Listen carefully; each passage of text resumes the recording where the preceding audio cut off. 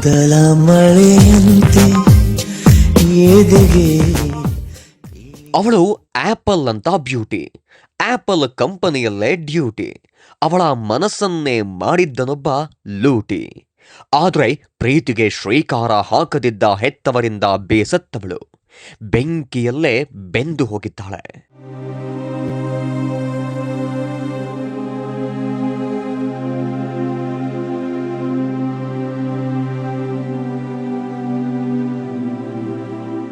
Petrol bunk ಬಳಿಯಲ್ಲಿ ನಿಂತ ಚೆಲುವೆಯ ಕೈಯಲ್ಲಿ ಖಾಲಿ ಬಾಟಲ್. ಆ ಬಾಟಲ್ಗೆ ಪೆಟ್ರೋಲ್ ಹಾಕಿಸಿಕೊಂಡ ಯುವತಿ. ಆ ಪೆಟ್ರೋಲ್ ಬ್ಯೂಟಿಯ ಮುಖ ದೇಹವನ್ನೇ ಸುಟ್ಟಿದೆ ಕಣ್ರಿ.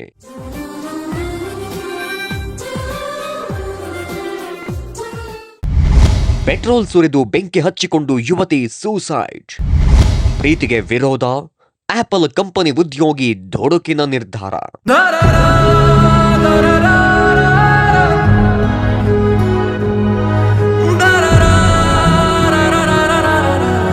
ಮನೆಯ ಸ್ನಾನಗೃಹದಲ್ಲಿ ಸುಟ್ಟ ಸ್ಥಿತಿಯಲ್ಲಿ ಯುವತಿಯ ಮೃತದೇಹ.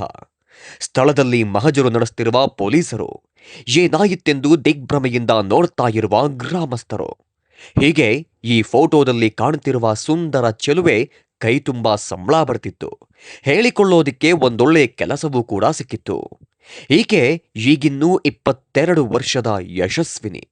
ಬಾಳಿ ಬದುಕಬೇಕಿದ್ದ ಯುವತಿ ಪೆಟ್ರೋಲ್ ಸುರಿದುಕೊಂಡು ಬೆಂಕಿ ಹಚ್ಚಿಕೊಂಡು ಆತ್ಮಹತ್ಯೆಗೆ ಶರಣಾಗಿದ್ದಾಳೆ.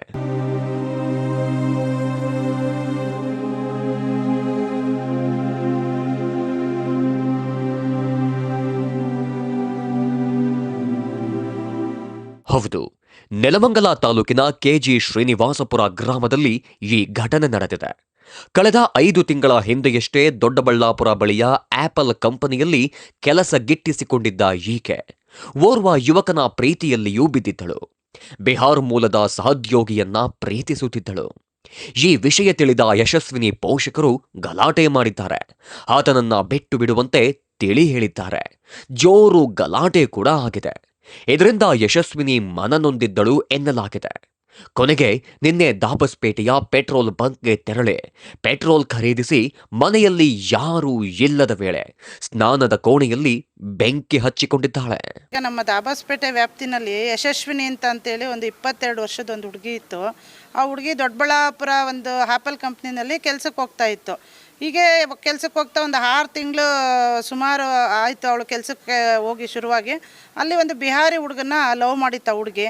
ಆ ಮನೇಲಿ ತಂದೆ ತಾಯಿಗಳಿಗೆ ಗೊತ್ತಾಯಿತು, ಬೇಡಮ್ಮ ಬಿಹಾರ ಕಡೆ ಎಷ್ಟೋ ಮಕ್ಳುಗಳು ಇದೇ ಥರ ಹೋಗಿ ವಾಪಸ್ ಬಂದಿಲ್ಲ, ಈ ಥರ ಎಲ್ಲ ನೀನು ಮಾಡ್ಕೊಬೇಡ, ನೀನೇನಾದರೂ ಈ ಥರ ಮಾಡ್ಕೊಂಡ್ರೆ ನಾವು ಮನೇಲಿ ಇರಲ್ಲ ಅಂತ ತಂದೆ ತಾಯಿಗಳು ಸಾಮಾನ್ಯವಾಗಿ ಎದುರಿಸೋದು ಸಹಜ. ಆ ಥರ ಎದುರಿಸಿದ್ದಾರೆ ಆಬ್ವಿಯಸ್ಲಿ.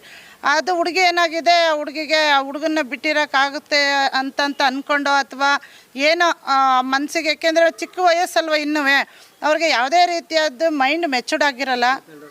22 ವರ್ಷ ಮೈಂಡ್ ಮೆಚೂರಿಟಿ ಇರಲ್ಲ ಅವ್ರಿಗೆ. ಮತ್ತು ತಂದೆ ತಾಯಿಗಳು ಏನು ಕಷ್ಟಪಟ್ಟಿದ್ದಾರೆ ಅಂತ ಅನ್ನೋ ಅರಿವಿರಲ್ಲ. ಪೆಟ್ರೋಲ್ ತಗೊಂಡು ಹೋಗಿ ತನ್ನ ಮನೆಯಲ್ಲಿ ಬಾತ್ರೂಮ್ಗೆ ಹೋಗ್ಬಿಟ್ಟು ಬೆಂಕಿ ಹಚ್ಕೊಂಡು ಡೆತ್ ಆಗೋಗಿದೆ. ಈಗ ಅವ್ರ ತಂದೆ ತಾಯಿಗಳು ಪಾಪ ಏನು ಮಾಡಬೇಕು ಹೇಳಿ, ಈ ಥರ ಇಷ್ಟು ದೊಡ್ಡ ಮಕ್ಕಳನ್ನ 22 ವರ್ಷ ಆಗೋವರೆಗೂ ಸಾಕಿ ಬೆಳೆಸಿ ಅಷ್ಟು ಕಷ್ಟಪಟ್ಟು ಅವರು ಮನೆ ಕೆಲಸ ಮಾಡ್ತಾರೋ, ಕೂಲಿ ಮಾಡ್ತಾರೋ, ಹೊಸ್ಕೊಂಡಿರ್ತಾರೋ, ಗಂಜಿ ಕುಡಿತಾರೋ, ಹೆಣ್ಮಕ್ಳು ಅಂತಲ್ಲ ಗಂಡು ಮಕ್ಕಳು ಅಂತಲ್ಲ ಅಷ್ಟು ಚೆನ್ನಾಗಿ ಬೆಳೆಸಿ ಈ ಥರ ಮಾಡ್ಕೊಂಬಿಟ್ರೆ ನಮ್ಮ ಹೆಣ್ಮಕ್ಳುಗಳು ಮುಂದೆ ಏನು ಗತಿ ಮಾಡಬೇಕು?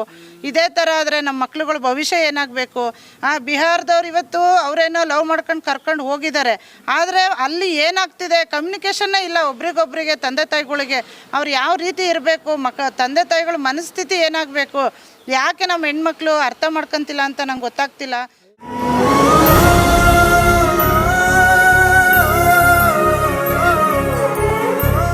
ಇದು ದಾಬಸ್ಪೇಟೆ, ದೊಡ್ಡಬಳ್ಳಾಪುರ, ಪೀಣ್ಯ ಕೈಗಾರಿಕಾ ಪ್ರದೇಶಗಳಲ್ಲಿ ಕಾಣೆಯಾಗಿರುವ ಕೆಲ ಯುವತಿಯರು ಇನ್ನೂ ಕೂಡ ಪತ್ತೆಯಾಗಿಲ್ಲ.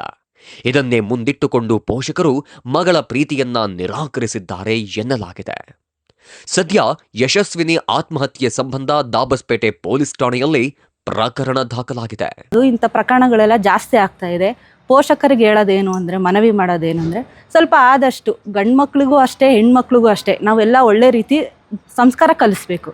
ಈಗ ಹೆಣ್ಮಕ್ಳೇ ಸರಿ ಇಲ್ಲ ಅನ್ನೋಕ್ಕಾಗಲ್ಲ, ಗಂಡು ಮಕ್ಳು ಸರಿ ಇಲ್ಲ ಅನ್ನೋಕ್ಕಾಗಲ್ಲ. ಈಗ ಬೆಳವಣಿಗೆ ನೋಡ್ತಾ ಇದ್ರೆ ಯಾರೂ ಸರಿ ಇಲ್ಲ.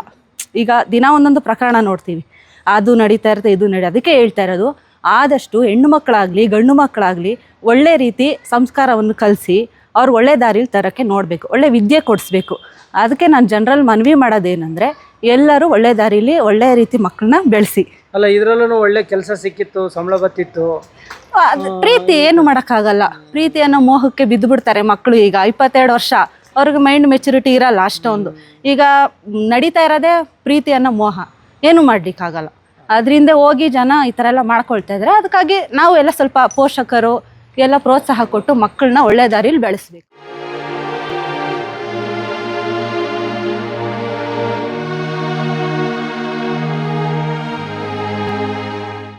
ಏನೇ ಹೇಳೆ, ಈಗಿನ್ನೂ 22 ವರ್ಷದ ಚೆಲುವೆ, ಬಾಳೆ ಬದುಕಬೇಕಿದ್ದ ಯುವತಿ ಈ ರೀತಿಯಾಗಿ ತನ್ನ ಜೀವನವನ್ನೇ ಮುಗಿಸಿಕೊಂಡಿದ್ದು ದುರಂತವೇ ಸರಿ.